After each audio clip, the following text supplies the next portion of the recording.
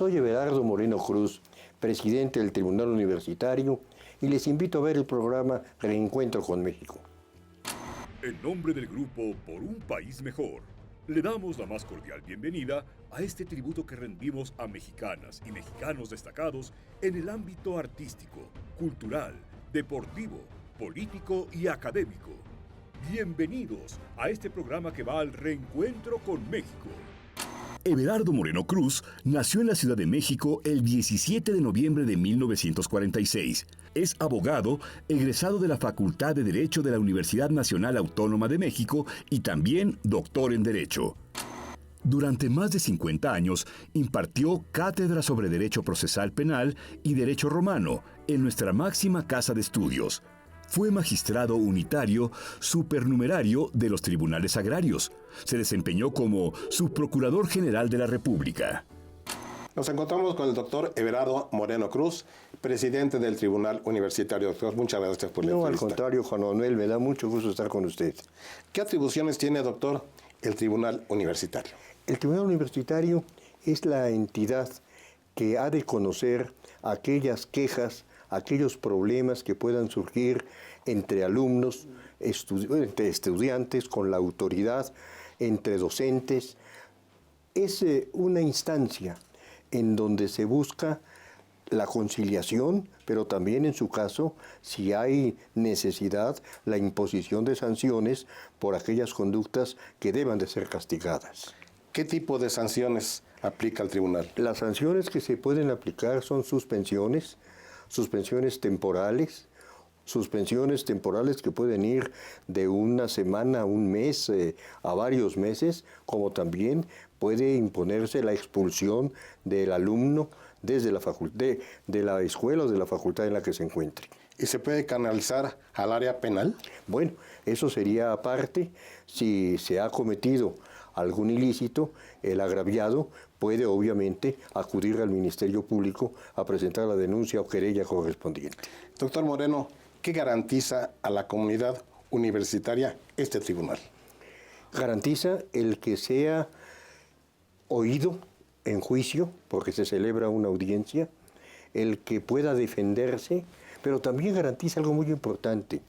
Es una instancia en donde quien sienta que ha sufrido algún perjuicio o que ha sufrido alguna molestia por algún alumno, por algún docente, o un alumno en contra de un docente, o un docente en contra de un alumno, hay una instancia para buscar la sanción y el conocimiento de aquellas faltas que hubieran podido cometerse. ¿Cuáles son los ilícitos más frecuentes? Bueno, el acoso, las molestias que se puedan infringir desde un punto de vista sexual, tanto por parte de novios, de novias, como de maestros, como de empleados.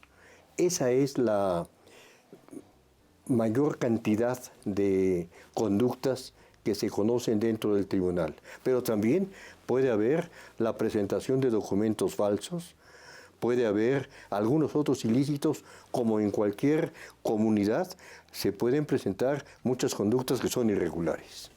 Doctor Moreno, ¿a qué se compromete como nuevo presidente del Tribunal Universitario? Primero, acabar con el rezago. Existe un rezago importante que debemos de desahogar. Y por otra parte, proceder con la mayor equidad para encontrar y para que la comunidad universitaria sienta que en el tribunal tiene una instancia en la que con justicia se van a atender sus problemas. ¿Qué tipo de casos en este rezago?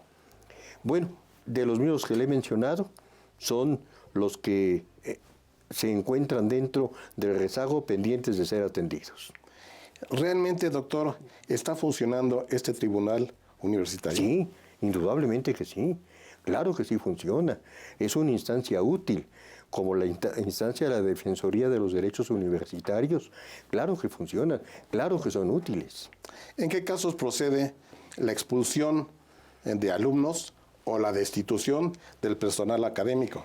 Cuando se comprueba una conducta, por ejemplo, de un acoso en contra de un miembro de la comunidad, de un hostigamiento, de tratos que sean inadecuados por parte del alumno con el profesor o del profesor con el alumno, indudablemente que puede procederse la expulsión, como también de la presentación de documentación falsa que pudiera configurar o que pudiera venir a constituir problemas posteriores para la persona que está estudiando una carrera universitaria. ¿Qué ha logrado el Tribunal Universitario desde que fue creado hace más de 50 años? Bueno, pues el Tribunal Universitario, desde que fue creado, y usted lo dice muy bien, Juan Manuel, ha sido una instancia que ha estado resolviendo los problemas, que tiene una estructura en donde están representantes de distintas entidades universitarias y que es presidido, como en este caso, por tener yo esa distinción, por el decano del Consejo Técnico de la Facultad de Derecho.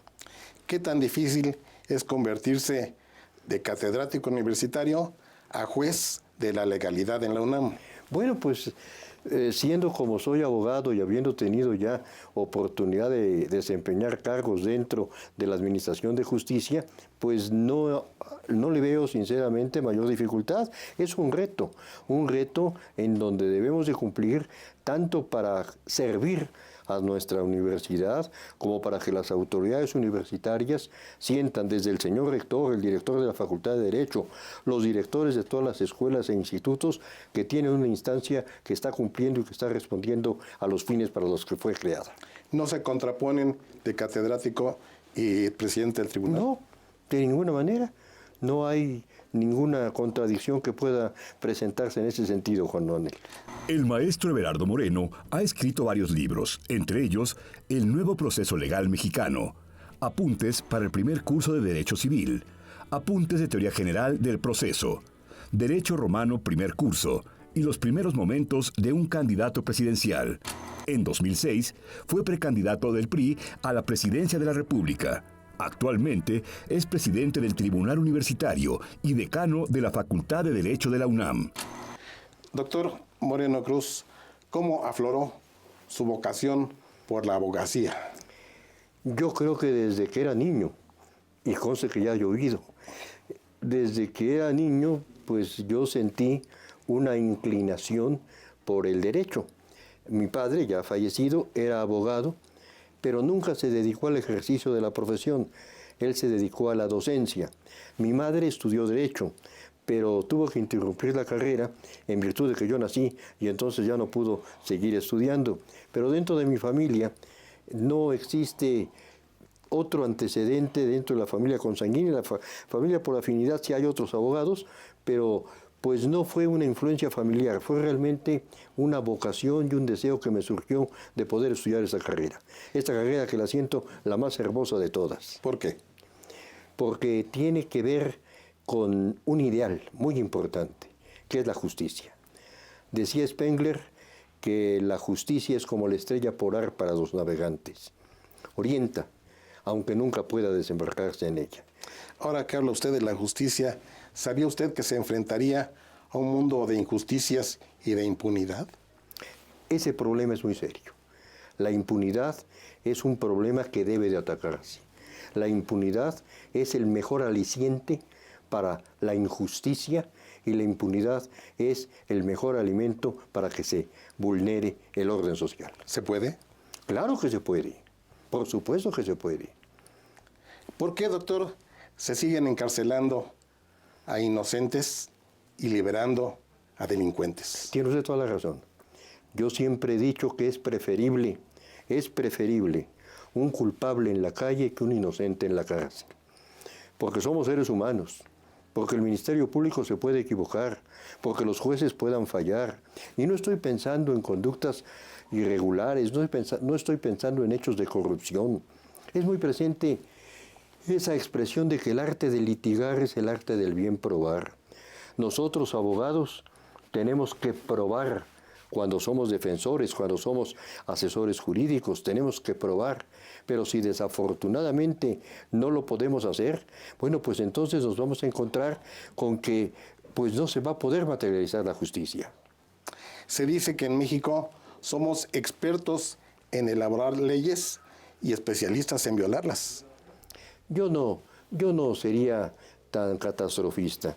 Y yo no diría que eso sucede en México. Yo diría que en todos los países del mundo pueden elaborarse leyes, pero finalmente pueden no ser cumplidas. Pero no me atrevo ni por asomo a estigmatizar a los mexicanos con esos parámetros. Doctor, hablaba usted de la impunidad. ¿La impunidad está solapada por el poder económico y político? La impunidad, pues sí puede estar solapada, indudablemente por eso, como también puede estar solapada por negligencia de la autoridad para no atender y no sancionar los hechos que deben de ser sancionados. ¿Esto se llama complicidad? Puede ser complicidad, indudablemente, claro que sí, o puede ser encubrimiento. ¿Qué tan grave es la delincuencia de menores infractores en México? Lo es y es un problema severo, es un problema en donde tiene raíces de carácter cultural, pero también tiene raíces de carácter económico. No podemos nunca justificar una conducta ilícita, pero sí podemos muchas veces explicarnos conductas ilícitas. ¿Qué sucede si un niño tiene hambre?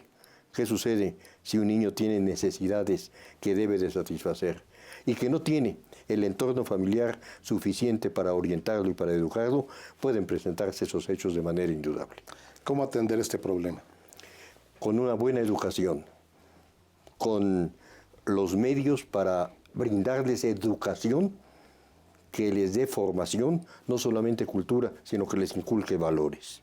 Por otra parte, doctor, sin duda un cáncer la corrupción en el sistema penitenciario. Sí, totalmente de acuerdo con usted. Totalmente de acuerdo con usted. Se modifica el sistema penal, se cambia el concepto de readaptación por reinserción social. ¿Para qué se cambia el nombre? De nada sirve poner un nombre o ponerle otro. Lo grave es que las cárceles desafortunadamente no logran sus propósitos de reinsertar a quienes están dentro de esos penales a una vida social adecuada. Totalmente. ¿Qué hace, doctor, para evitar que las cárceles sigan siendo universidades del crimen? Tiene usted toda la razón, Juan Manuel. ¿Qué hacer? No es tan difícil. De ninguna manera es difícil. Simplemente instalar talleres en donde el interno, cuando no tiene, pueda aprender un oficio. Que exista educación, que exista cursos que los preparen, que exista una política real y auténtica que erradique las corrupciones en las cárceles. Por supuesto que es posible hacerlo, Juan Manuel. Y lo digo con vehemencia. ¿Por qué lo digo con vehemencia? Porque lo vivo, Juan Manuel. En el ejercicio de la profesión nos damos cuenta, y cuando llegamos a los reclusorios, nos damos cuenta que desafortunadamente los internos no reciben el tratamiento que deberían de recibir para que cuando salgan puedan tener un aporte a la sociedad, pero sobre todo también puedan tener un cambio en su vida personal para ser útiles a la comunidad. Además de las corruptelas entre los dirigentes de los reclusorios, ¿no? No lo dudo. No dudo que pueda haberlo, pero lo que sí es indudable es la desatención para contemplar este problema y resolverlo. El doctor Moreno Cruz ha recibido innumerables distinciones a su trayectoria profesional, entre ellas la venera de la unidad profesional que le entregó el presidente de la República el Día del Abogado en 1980, el reconocimiento del Tribunal Superior Agrario por haber sido magistrado fundador e impulsor de la justicia agraria, y el de la Universidad de Estudios de Posgrado en Derecho por pertenecer al claustro de profesores de Derecho Procesal Penal. El doctor Moreno Cruz fue fiscal especial para la atención de delitos cometidos por servidores públicos y previstos en leyes especiales. Como presidente del Tribunal Universitario, se encarga de aplicar la ley ante cualquier conducta violatoria de los principios fundamentales que rigen a la comunidad universitaria. Doctor Moreno, ¿cómo combatir al crimen organizado que tanto daño está haciendo al país? A través de tareas de inteligencia.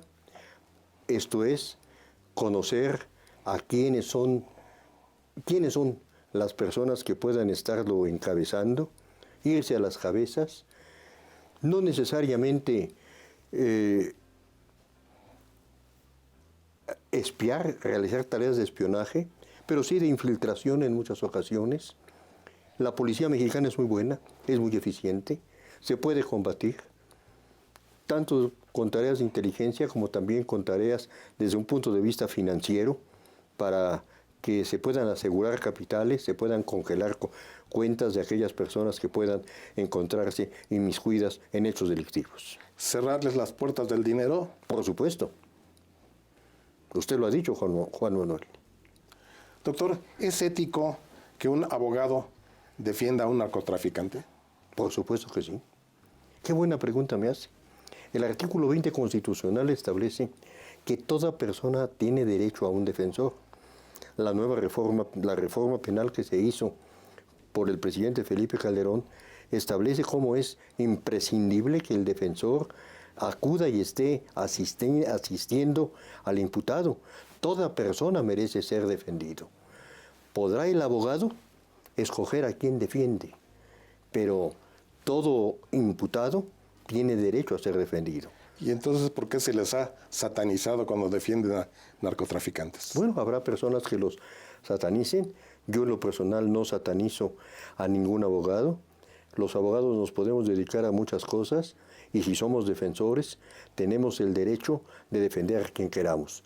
Y cuando estamos defendiendo tenemos la obligación de hacerlo con pasión, con vehemencia, con entrega. Pero nadie, absolutamente nadie, por el delito que haya presuntamente cometido, tiene impedido el derecho de contar con un defensor.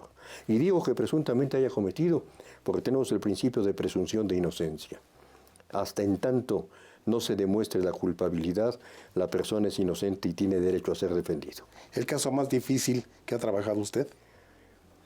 Pues he tenido distintos casos que precisamente por reserva obvia y respeto a mis clientes prefiero no mencionar, pero sí le puedo decir que han sido muy interesantes y que me he entretenido, he aprendido y he obtenido la satisfacción de los resultados obtenidos. ¿Nunca lo han amenazado? No, jamás. Jamás. No tiene temor. Ni en lo más mínimo. Usted también incursionó en política. Platíquenos de esto, doctor. Una experiencia muy hermosa. Creo que la política es de todas las actividades humanas la más bella porque está encaminada a servir a la sociedad. Efectivamente, he tenido oportunidad de desempeñar cargos dentro del servicio público y para mí ha sido una oportunidad muy interesante. ¿Se arrepiente de haberle entrado a la política? Nunca, jamás. Además de que no me arrepiento en la vida de nada de lo que yo haya hecho, tampoco me arrepiento de eso. ¿Alguna frustración política? Tampoco, ninguna. ¿Logró lo que quería? Por supuesto que sí. Doctor, usted fue en un momento determinado precandidato a la presidencia de la República. Así es. Tuve ese honor, tuve ese privilegio. No lo logré, pero no por eso va a ser una razón de frustración, de ninguna manera. ¿Y por qué no lo logró? Bueno, porque hubo distintos factores que no lo permitieron, en el sentido de que se sometió a una votación, a una consulta interna y obtuvo mayor número de votos quien también aspiraba a la presidencia junto conmigo, que era Roberto Madrazo. ¿Ningún rencor? Ninguno. Más de 50 años de impartir cátedra en la Facultad de Derecho de la Universidad. Así es. ¿Qué han sido para usted? Muy gratificante. Mi día comienza dando clases a las 7 de la mañana y creo que es tonificante, que es vitalizador el poder llegar a la facultad, aunque ahora a raíz de la pandemia las clases se hayan estado dando por línea, pero que ya se han reanudado las actividades presenciales. Es muy grato, muy gratificante poder dar clases en la facultad. Doctor Moreno, usted tiene fama de excelente catedrático. Muchas gracias. Muy estricto y nada barco. Así es. Así es. Siento que debemos de ser exigentes. Siento que de las aulas universitarias y de la Facultad de Derecho, como de otras escuelas, van a salir jueces, magistrados, ministros de la Corte. Y cuando han salido presidentes de la República han sido muy buenos presidentes de la República en términos generales. Los abogados hay que prepararlos bien. ¿A qué presidentes les ha dado usted cátedra? No, a ninguno. A ningún presidente. Tuve como alumno a José Antonio Meade, que fue candidato a la presidencia de la República. Pero, pues de los presidentes, el licenciado Peña Nieto es egresado de la Universidad Panamericana, el licenciado Felipe Calderón de la Escuela Libre de Derecho, el licenciado Miguel de la Madrid, Felipe Calderón de la Libre. Antes de Felipe Calderón estuvo Vicente Fox de la Iberoamericana, antes el doctor Cedillo del Politécnico, antes del doctor Cedillo estuvo Carlos Salinas, Economía de la Universidad. Con Carlos fui compañero en la preparatoria. Antes de Carlos Salinas, Miguel de la Madrid, pero Miguel de la Madrid era maestro cuando yo era estudiante. Doctor Moreno Cruz, ¿qué le ha dejado la cátedra universitaria? Muchas satisfacciones y la disciplina de estudiar, porque a pesar de que son muchos los años que tengo de dar clase, yo no puedo llegar a dar mi clase sin haber estudiado previamente lo que voy a decir. ¿Ha pensado en el retiro? No, retirarme no. ¿Qué les diría usted a las nuevas generaciones de abogados? Que amen a México, que se preparen, que se esfuercen, que miren las cosas con optimismo, que miren las cosas y miren al país a pesar de todos los problemas que tenemos, con un ánimo edificante de que vamos a salir adelante. ¿Tenemos remedio? Claro, por supuesto que sí, claro que lo tenemos. ¿Cómo? Como lo he dicho, con los jóvenes que vengan, con los que estén en el servicio público, hacerlo con entrega, con pasión y con preparación. Doctor, muchísimas gracias. No, gracias a usted, Juan Manuel. Me da mucho gusto reencontrarlo porque somos viejos amigos de hace muchos años. Así es. Este es un programa de don Víctor González Torres para destacar personajes como usted. Salúdelo, por favor, a don Víctor. Muchas gracias. Eso ha sido Reencuentro con México. Yo soy Juan Manuel Rentería. Hasta la próxima.